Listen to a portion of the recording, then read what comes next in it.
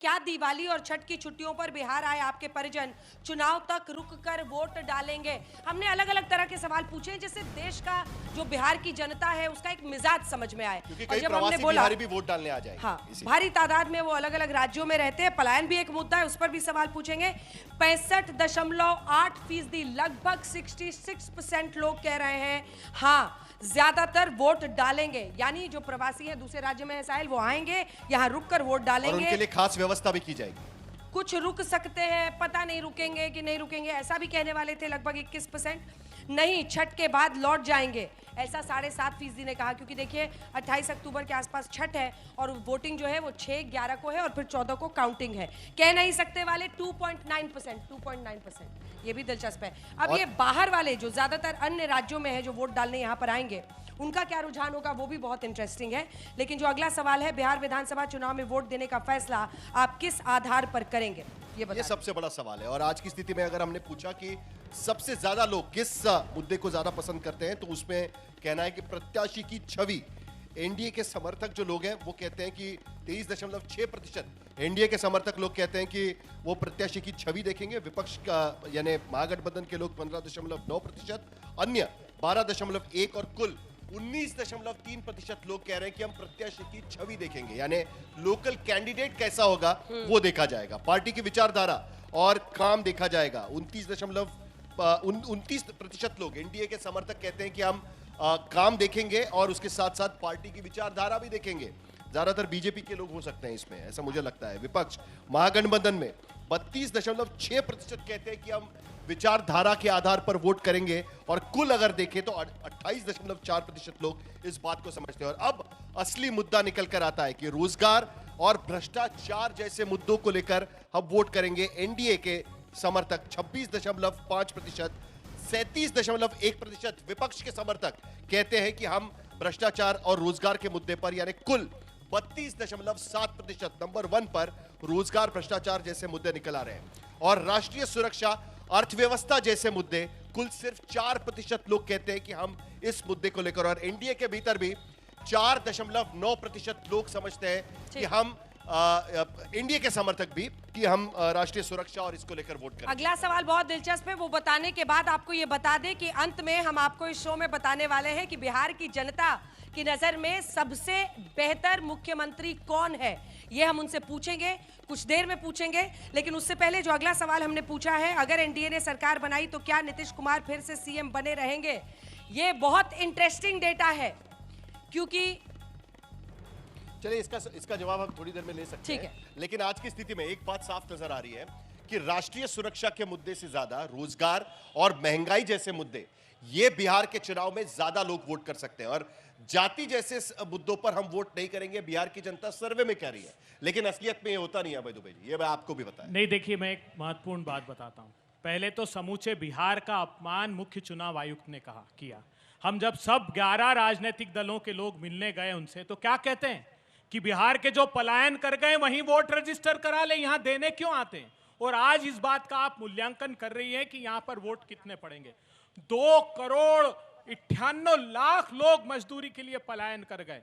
ई portal पर registered है और मोदी जी ने लोकसभा में जवाब दिया कि असली में यह संख्या 3,45,00,000 है। इस देश के, आपने कहा दूसरा भ्रष्टाचार, मैं पूछना चाहता हूं, एक मंत्री बिहार में ऐसा है जो राजस्थान में नकली दवाई बनाने में कन्विक्टेड है लेकिन मंत्री बना हुआ है, जीवेश मिश्रा। एक मंत्री ऐसे हैं जो विक्रमशिला और नालंदा की बात हम गौरव से करते हैं बिहार की, लेकिन वो कैलिफोर्निया पब्लिक यूनिवर्सिटी से डिलीट की डिग्री लेकर आए। एक सम्राट अशोक थे, एक सम्राट चौधरी हैं। इस बिहार के युवाओं के भविष्य को लूट लिया इस सरकार ने। 10 बड़े भर्ती और प्रवेश परीक्षा घोटाले हुए हैं। एक स्टिंग ऑपरेशन हुआ, उसमें पता लगता है कि 80 से 90 लाख रुपए में यहां पर पेपर बिकते हैं, चाहे वो बीपीएससी के हो चाहे वो नीट के हो। एक और स्टिंग ऑपरेशन हुआ, अच्छा पेपर नहीं खरीद पाए, आइए डिग्री ले जाइए, 40-40 लाख रुपए में डिग्री क्या है अजय आलोक जी बिहार में कि बिहार की जनता कह रही है कि राष्ट्रीय सुरक्षा से ज्यादा लोकल मुद्दे हमें ज्यादा जरूरी लगते हैं। इसका जवाब ले उससे पहले एक बार रोहित से मैं रिएक्शन लेना चाहती हूँ, क्योंकि जो डेटा है उस पर ये रोज वाली बहस तो एक दूसरे पर जो ये बैटिंग बॉलिंग करते रहते हैं, इधर से उधर फुटबॉल खेलते हैं, रोज होता ही है। आज इन आंकड़ों पर जरा बात करें रोहित। ये दिवाली अगर ज्यादातर वोट डालेंगे, क्या एक कोई ट्रेंड है जो हमारे पास है जो बताता है कि जो लोग दूसरे राज्यों में नौकरी कर रहे हैं, जो छठ पूजा और उसी के इर्द गिर्द ये चुनाव हो रहे हैं, अगर 60% उनमें से डाल रहे हैं 66% वोट, उनका रुझान किधर होता है, उनकी क्या सोच होती है? देखिए, एक बात तो है कि पलायन एक बहुत बड़ा मुद्दा बिहार में रहा भी है, और इसीलिए जाहिर सी बात है कोई शौक से तो जाता नहीं है काम करने के लिए बाहर, खासकर मजदूर वर्ग जो है बिहार में। तो अगर वो दिवाली छठ में आते हैं तो जाहिर सी बात है ये देखना बड़ा इंटरेस्टिंग होगा कि किस तरफ वो वोट करते हैं। क्या उन्हें बिहार में रोज़गार का मौका मिला, नहीं मिला, इस कारण से उन्हें बाहर जाना पड़ा, मुंबई जाते हैं, सूरत जाते हैं, पंजाब जाते हैं। तो अगर इस बार पहली बार ऐसा हो रहा है कि छठ के तुरंत बाद ही पहले चरण का मतदान जो है वो 6 तारीख को होने वाला है, तो ये मतदाता अगर वोट करते हैं तो क्या ये नीतीश कुमार के पक्ष में होगा या फिर ये तेजस्वी यादव के पक्ष में होगा? क्योंकि तेजस्वी रोजगार को एक बड़ा मुद्दा जो है वो लगातार बना रहे हैं कि मैं जानकारी देना चाहता हूं अंजना यहाँ पर, क्योंकि मैंने मुंबई में देखा है कि इसको लेकर खास तैयारियां चल रही है कि वोटरों को छठ पूजा के लिए मुंबई से लेकर आया जाए, और कई सारी स्पेशल ट्रेनें भी चलेगी इस बार, और खास स्पेशल मेहनत की जा रही है, बहुत सारी मेहनत की जा रही है इस बार, और चुन चुनकर वोटरों को लाया जा रहा है, चुन 12,000 स्पेशल ट्रेन चलाएंगे छठ के लिए और दशहरा के लिए, और महाराष्ट्र, गुजरात 12 है कि 15,000? 12,000 है। अच्छा, ठीक। और क्यों ना चलाए, क्यों नहीं लोग आए? अब दूसरी बात, अभय दुबे अगले इतना छठ ज्ञान में दे भी रहे थे, अगले छठ में भी इतनी ही हर साल चलेंगी चलती है, या वोटिंग वाले साल में इतनी ना हर चलेंगी? साल चलती है अंजना जी, आप जानती हैं एक्स्ट्रा ट्रेन, स्पेशल ट्रेन हमेशा चलती है, हमेशा चलेंगी। अभय जी इतना ज्ञान दे रहे थे भ्रष्टाचार के बारे में। भाई एक कहावत है, बर्बाद गुलिस्ता करने को बस एक ही उल्लू काफी था। यहाँ पे तो दो बैठे हुए हैं। कांग्रेस पार्टी भ्रष्टाचार पे जब ज्ञान देती है ना, अजीब हालत लगता है। उस शाखा पे 4 अरे बैठे कुछ हैं। शर्म तो कीजिए, जिस राज्य में जाते हैं उसको घुटनी की तरह शर्म निचोड़ के आपको फेंक देते करनी हैं। चाहिए। छत्तीसगढ़ भूपेश बघेल के यहाँ मिले कितने, 350 करोड़। रांची में इनके मंत्री के यहाँ कितने मिले, 380 करोड़। कर्नाटका में इतने पैसे मिल गए। अरे जिस राज्य को जाते हैं निचोड़ देते हैं साहब, उसके बाद हमको आके ठीक करना पड़ता है। कृपया भ्रष्टाचार पे ज्ञान मत दीजिए, चश्मा का फ्रेम और बढ़ जाएगा आपका। बारी ऐसा यादव जी, देखिए मेरा इसमें कोई हाथ नहीं है, बहुत डोमिनेट कर रहे हैं आपको आपके साथी। नहीं, सुनिए, अभी भ्रष्टाचार पे बड़ी बात है। अजय जी की पार्टी को स्टेपनी बना लिया है। शांत रहे जय आलोक जी, बहुत भ्रष्टाचार पे ये टिप्पणी कर रहे थे। ये जरा सिर्फ अमित शाह के बेटे जय शाह के बारे में कुछ बता दे, कितना 2000% इनका बिजनेस ग्रोथ हुआ, इस पे नहीं बोलेंगे ना, इस पे डिबेट होगी। जो भी इधर उधर अगर कोई नेता रहते हैं, आप आसाम के मुख्यमंत्री जी को ले लीजिए, बीजेपी में जाते हैं तो भ्रष्टाचार मुक्त हो जाते हैं। अजय जी सजा किसे हुई है भ्रष्टाचार के मामले में? शांत रहे। तरीपार अमित शाह जी, तरीपार अमित, अरे आप तो के लोग तो वॉशिंग मशीन में धुलवा के साफ हो जाते हैं। हमारे लोग बेल पे कौन है? अरे आप ये बताए ना, बीजेपी में जाओ, वॉशिंग मशीन से धुलो, भ्रष्टाचार मुक्त हो जाओ। आप लोग तो ऐसी राजनीति करते हैं न जहाँ इंसानियत है, न जहाँ इंसाफ है, जहाँ सिर्फ खौफ है और जहाँ डिक्टेटरशिप है, सिर्फ डिक्टेटरशिप की बात करते हैं। आपके मांझी जी क्या बोलते हैं, मैं चेला हूँ। चिराग पासवान जी क्या बोलते हैं, मैं हनुमान हूँ। क्यों उनको फेंक देते हैं? क्यों पशुपति पारस जी को ले लेते हैं? क्यों पारस जी को फेंक देते हैं और हनुमान जी को ले लेते हैं? अरे आपके बातों में स्टेबिलिटी है, क्रेडिबिलिटी है। 15 लाख आएंगे, 2 करोड़ नौकरी दूंगा, जुमले ही जुमले, जुमले की बारिश करते हैं, चले जाते हैं। और हमारे नेता वादे करते हैं, मुद्दों की बात करते हैं और उसे पूरा करके दिखाते हैं। एक सवाल मुझे सर्वे पर ही पूछना है, क्योंकि यहाँ पर सर्वे में लोग कह रहे हैं कि हम जाति देखकर वोट नहीं देंगे।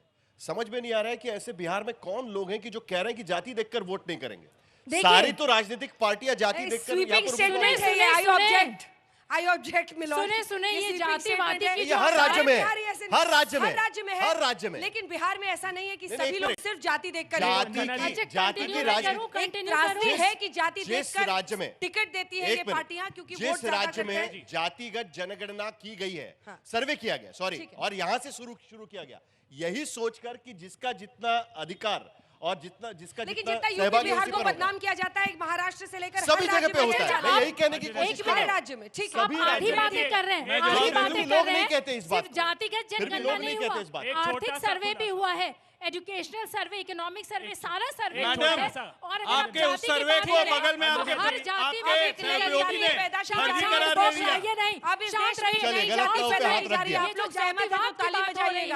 वो जाति है लाभार्थी वाली या फिर रेवड़ी वाली। इतने पैसे देंगे, वो एक नई जाति इस देश में बनाई जा रही है या नहीं? लाभार्थी सुनिए, जाति बनाई जा रही है कि मैं नहीं? बताती हूँ अंजना जी। हाँ? अंजना जी। इतने पैसे हम 2,500 देंगे, नहीं हम 10,000 देंगे ना, हम 12,000 देंगे ना, बोली हम लगाई जा रही 15,000 है। देंगे। बोली लगाई सुनिए, जाती है सुनिए, वोटों की। इसका जवाब देखिए, मैं और दे और देती हूँ। दुर्भाग्य मैं ये है, बिहार- दुर्भाग्य ये है कि इस बोली में जो सबसे ज्यादा ऑफर करता है, कई बार उसकी जीत भी हो जाती है, कई बार हार भी हो जाती है, लेकिन लोकतंत्र में देखिए जो प्रावधान और है एक उसके बात तहत याद सब रखनी कुछ अंजना चाहिए जी, कि आखिरकार देखा आप गया। ही के जेब से पैसा जा अंजना रहा है, जी, जो आपको ही दिया जा रहा है। ये याद रखना है कि आप ही की जेब से पैसा लिया जा रहा है और जो आपके टैक्स का पैसा है वही लेकर आपको इधर से बांटा। उधर इसमें किया जा कैच, रहा है, एक वोट छोटा खाली सा- इनको मिल रहा एक छोटा है। सा चलिए जल्दी कैच से एक बार है। सर डेट आ एक छोटा गया। सा- लॉटरी लॉटरी एक प्रभु सेकंड बस, प्रभु एक बार, सेकंड बस, एक एक बार। सेकंड। एक छोटा सा कैच है। बिहार के लोगों से मैं आग्रह करना चाहता हूं, इन लोगों का षड्यंत्र बेनकाब करता हूं। बिहार में ईबीसी की 112 जातियां हैं, उसमें कहार है, उसमें कुमार है, उसमें तेली है, उसमें माली है। आगे। लेके आप आए जानते हैं पिटारा। 200 पिटारा। आप एक मुझे तो सेकंड सवाल पूछ रही थी, देखिए 200 आ गया। एक मिनट सुनिए। भारतीय जनता पार्टी और जेडीयू 212 राजनीतिक दलों को चुनाव लड़ाते हैं बिहार में, और आपका वोट डाइवर्ट कर देते हैं। ये स्वाभाविक रूप से जीतने वाले नहीं है। इस बार मत बटिएगा, इस बार इस बात पर वोट अरे करिएगा यहाँ पे कि बैठे हुए आपके अभय जी। 70,000 करोड़ रुपए लूटे गए। अभय जी, आप अभय जी, पंचायती 212 राज के जाति कहाँ से 28,000 लेके आए? करोड़, शिक्षा विभाग के 12,000 करोड़, शहरी विकास के 11,000 चलिए, करोड़, एक मिनट। ग्रामीण विकास के 7,000 अजय आलोक जी, जल्दी से फिर अगला सवाल लेना है 2,000 हमें। करोड़, देखिए, मुझे अनुसूचित समझ में जाति नहीं आ के रहा है। 1,300 करोड़, अभय जी का जो सामाजिक बेटा- अरे कल्याण रुकिए के ना महाराज। 40 140 लंबी करोड़। किताब है सर। ये केक ने रिपोर्ट दी है, ठीक है। एक बदनुमा दाग हमारे अच्छा, बिहार एक की मिनट, भूमि पर शांति। इन्होंने लगाया चलिए, है। ओके। इस बार ऐसा शांति, सबक शांति। सिखाया चलिए, जाएगा नंबर 10 कि ये 20 अगला साल सवाल। शांति शांति, एक मिनट। अगला सवाल। भाषण से अभय जी, जीतना होता अगला तो आप आज अभय जी, CM बन अभय जाते। जी, हाँ। अभय जी, डेटा कहाँ से AICC से लेके आए एक- हैं? एक यहाँ पे रिपोर्ट है, सबको मेरे दो यहाँ पे बीच में सबको नहीं जानता है, सर। अति पिछड़ा को अभय पचपनिया जी, कहते not हैं। fair, अभय जी। प्लीज अति प्लीज पिछड़ा को पचपनिया कहते हैं हम लोग। पचपनिया ये कहाँ से ले आए 212 जाति? ये राहुल गांधी निकाल के लाए क्या कोलंबिया से? कास्ट सर्वे कुछ पता नहीं, अरे खाली बोलना कास्ट- शुरू।